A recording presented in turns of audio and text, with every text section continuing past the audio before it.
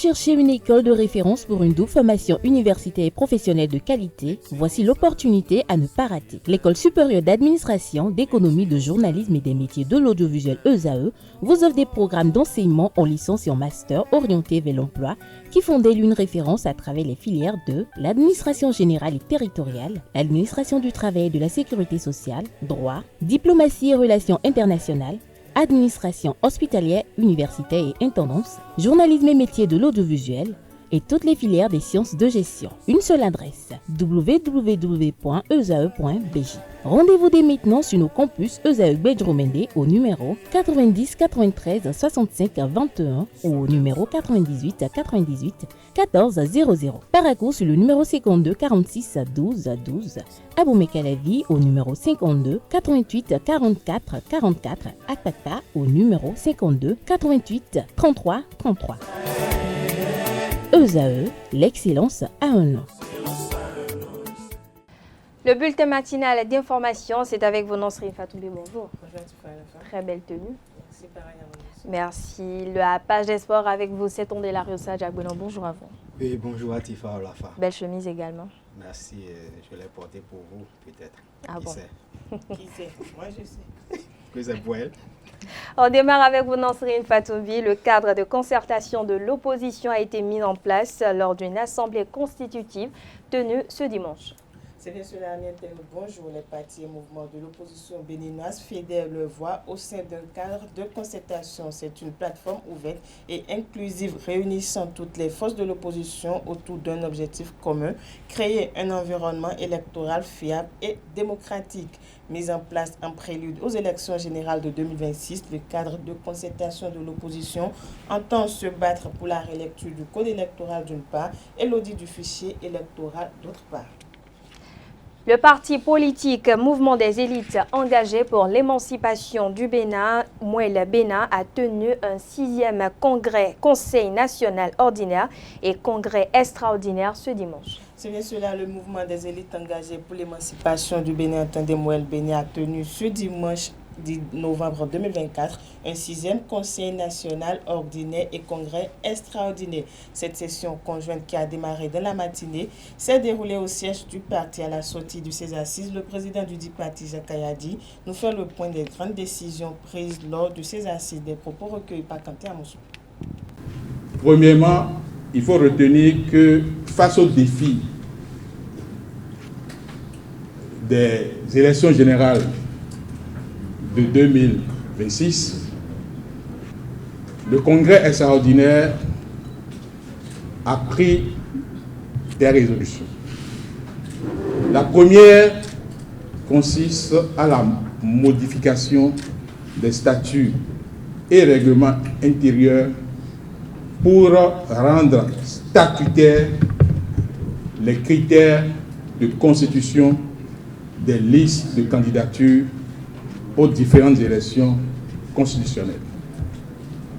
S'agissant des élections législatives et communales, nous avons unanimement retenu que dans la mesure du possible, les listes de candidature au niveau du parti Mouel Bénin aura une parité parfaite, hommes et femmes, avec une parité horizontale et une parité verticale.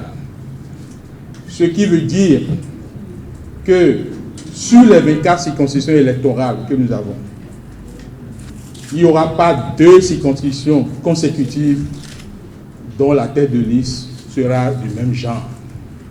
Si un homme est tête de liste dans une circonscription N, c'est forcément une femme qui sera tête de liste dans la circonscription N+1. Et si un homme est premier sur la liste dans une circonscription, le deuxième candidat sur la liste doit être une femme et vice-versa. Voilà la décision forte que nous avons prise au niveau du Congrès et cette décision sera actée par une modification des statuts et règlements intérieurs du parti. Deuxième chose, dans le même ordre d'idée, c'est par rapport au duo de candidats à l'élection présidentielle. S'il est vrai que Moued Bénin, dans la perspective des élections de 2026, n'ambitionne pas de positionner par lui-même un duo de candidats et va s'aligner dans la stratégie que le président Patrice Talon, leader de la mouvance présidentielle, va nous définir, il n'en demeure pas moins que dans nos statuts, nous avons prévu que le duo de candidats, s'il doit être désigné à notre sein à une élection présidentielle en 2031, en 2036 ou à une année plus tard, que ce duo va respecter une parité parfaite, hommes et femmes, avec un équilibre régional. Ça veut dire qu'à l'instar de ce que le président Patrice Talon a présenté au peuple béninois en 2021, Moued Bénin va prévoir dans ses statuts qu'un jour, s'il ambitionne de positionner un duo de candidats, ce duo sera un homme et une femme dont l'un provient de la partie méridionale et l'autre de la partie septentrionale. Ça, c'est le premier groupe de décisions que nous avons eu à prendre.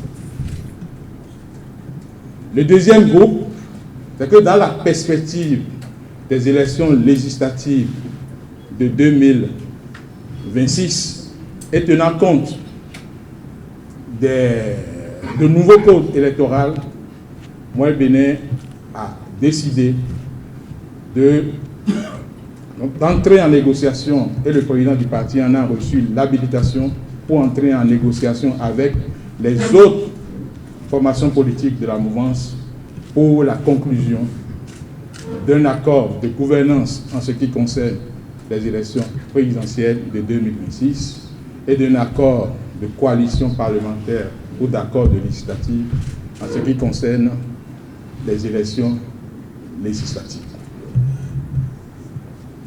Ensuite, il y a les différentes motions de soutien au président de la République et à son gouvernement pour l'effort de transformation positive qui s'opère à la tête de notre pays depuis avril 2016.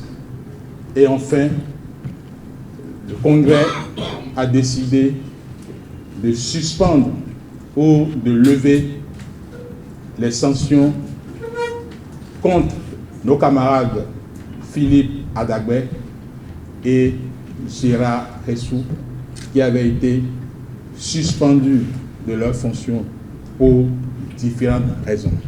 Le président de la Haute Autorité de l'Audiovisuel et de la Communication AC, Edouard Kokoloko, a reçu un financement de l'Agence française de développement pour une presse béninoise plus professionnelle. C'est bien cela, de belles perspectives pour la presse béninoise sont en vue grâce à une collaboration avec France Média Monde et Canal France International. De nouveaux projets structurants seront bientôt mis en place lors d'une visite de travail en France.